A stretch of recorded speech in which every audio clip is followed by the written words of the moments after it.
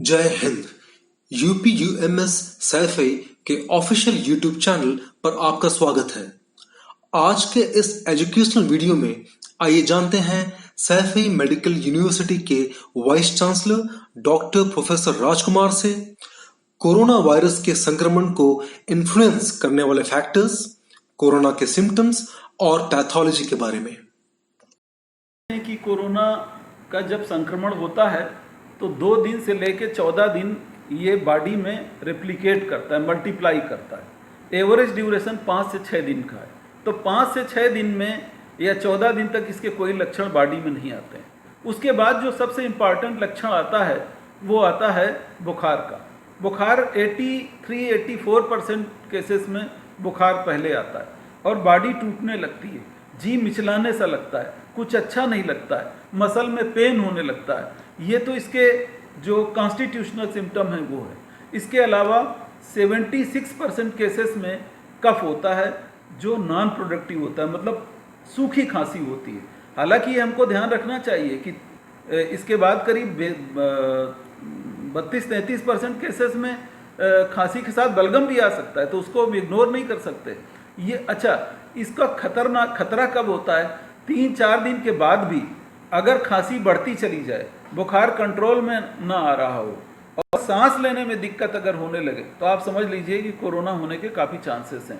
तो corona basically respiratory system की बीमारी है। मतलब क्या होता है कि जब मरीज हमारे पास आता है, कई बार उसके 50% लंग्स डिस्ट्रॉय हो चुके होते हैं। हम जानते हैं कि हम ऑक्सीजन पर जिंदा रहते हैं, लेकिन अगर ऑक्सीजन ही लंग के द्वारा खून में नहीं जाएगी तो शरीर की सेल्स मरने लगते हैं, दूसरे सिस्टम भी कमज़ोर होने लगते हैं।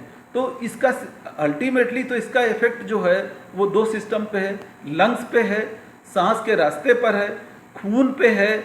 मेन सिस्टम खून भी कई बार जम जाता है इसकी वजह से, तो उस वजह से भी मृत्यु होती है। अल्टीमेटली जब मृत्यु होती है तब तो किडनी भी फेल होती है, हार्ट भी फेल होता है, खून भी जम जाता है, लंग में भी हिमरेजेस हो जाती हैं, सूजन हो जाती है, सारे सिस्टम लगभग फेल हो जाते हैं। लेकिन जो शुरुआती लक्षण हैं वो लंग्स में ज़्यादा देखे जा सकते हैं, गले में ज़्यादा देखे जा सकते हैं, खून में ज़्यादा पाए जाते हैं, जिनकी वजह से ये लक्षण आते हैं। पूरी दुनिया में चल रहा है हम जानते हैं, लेकिन भारतवर्ष में इसकी गंभीरता उतनी नहीं है जितना हमने दुनिया में देखा, इटली में देखा, अमेरिका में देखा और मिडिल ईस्ट में भी देखा। वो गंभीरता हमारे देश में नहीं है। उसके कई सारे कारण हैं। कोरोना एक्चुअली में है तो गंभीर बीमारी, लेकिन इसके कुछ प्लस पॉइंट हमारी कंट्री में ही हैं। नंबर 1 ये है कि हमारे देश में BCG का वैक्सीनेशन जो हो रहा है, जो हमारा एक यूनिवर्सल प्रोग्राम है, बच्चा पैदा होता है उसको BCG लग जाता है। हम यहाँ पे स्पष्ट करना चाह रहे हैं कि BCG जो है वो केवल TB के लिए प्रोटेक्शन नहीं करता है, बल्कि वो एक हेट्रोलॉगस इम्यूनिटी, जो डॉक्टर हैं वो समझ जाएंगे हम क्या कहना चाह रहे हैं, वो हेट्रोलॉगस इम्यूनिटी बॉडी को देता है, जिसकी वजह से एंटीवायरल इफेक्ट भी हो जाता है। जब इम्यूनिटी है तो हर चीज़ के लिए होगी, तो उससे इम्यूनिटी जो है वो कोरोना के लिए भी कहीं ना कहीं हमारी कंट्री में है। दूसरी बात हम ये भी समझते चलें कि हमारे देश में जो 40% आबादी है लगभग, वो मैनुअल वर्कर है, डेली वेज वर्कर है, लेबरर्स हैं, तो इनकी भी इम्यूनिटी बहुत स्ट्रांग है हमारी कंट्री में, इसको हम ओवरलुक नहीं कर सकते। तीसरा ये है कि हमारी कंट्री ट्रॉपिकल कंट्री है।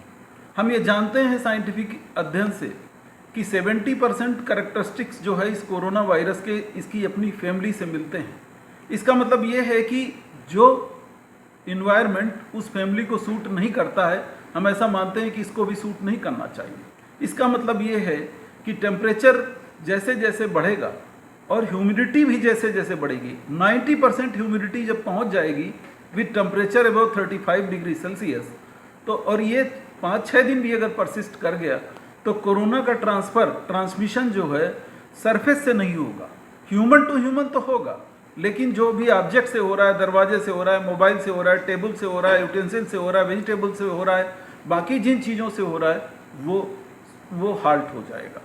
इसी तरह हमारे देश के जो मसाले हैं, हम ये बता दें, हमारे जो हम हल्दी खाते हैं वो करकुमिन होता है, उसमें वो करकुमिन जो है एक रिएक्शन होता है मेडिकल में, उसको हीम एग्लूटिनेशन रिएक्शन कहते हैं, उसको ब्लॉक करता है, इसलिए उसका एंटीवायरल इफेक्ट होता है। हम मसाला खाते हैं सिनेमन, जो उसका हिंदी में क्या कहेंगे, सिनेमन बार्क जो होती है मसाले में, सिनेमल्डिहाइड होता है उसमें, उसका उसका जो है इफेक्ट बुखार के अगेंस्ट है, खांसी के अगेंस्ट है, सूजन के अगेंस्ट है। हम इसी तरह तुलसी लेते हैं, 300 मिलीग्राम काली तुलसी अगर 4 हफ्ते के लिए दे दी जाए रोज के हिसाब से, वो बॉडी में इम्यूनिटी को मल्टीपल फोल्ड्स में एनहांस कर देती है। T lymphocytes, T helper cell, T suppressor cell ये बढ़ जाते हैं।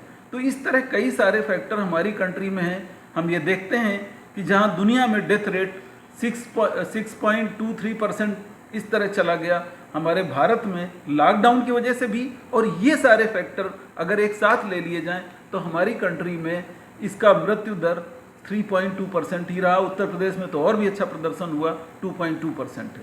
तो कोरोना जो है वो अब मुझे लगता है जैसे जैसे इम्यूनिटी बढ़ती जाती है, हमारी कम्युनिटी में बहुत सारे लोग ऐसे घूम रहे हैं जिनमें लक्षण नहीं है, वो एक काम और कर रहे हैं समाज में, वो ये कर रहे हैं कि इम्यूनिटी को पूरी सोसाइटी में बढ़ाते जा रहे हैं, जिसको हम हर्ड इम्यूनिटी कहते हैं। जिस दिन ये हर्ड इम्यूनिटी एक लेवल तक पहुंच जाएगी, उस दिन इस कोरोना से कभी कोई भी खतरा नहीं रह जाएगा। हमें ये 1-1.5 महीने करीब हमको और संभाल के चलना पड़ेगा। अगर टेम्परेचर और ह्यूमिडिटी सस्टेन नहीं करती है, तब भी 1-1.5 महीने अगर हमने इसको कंट्रोल कर लिया तो कोरोना दूसरे खांसी जुकाम की तरह ही हो जाएगा। ऐसा मैं साइंटिफिक स्टडीज के हिसाब से कह सकता हूँ।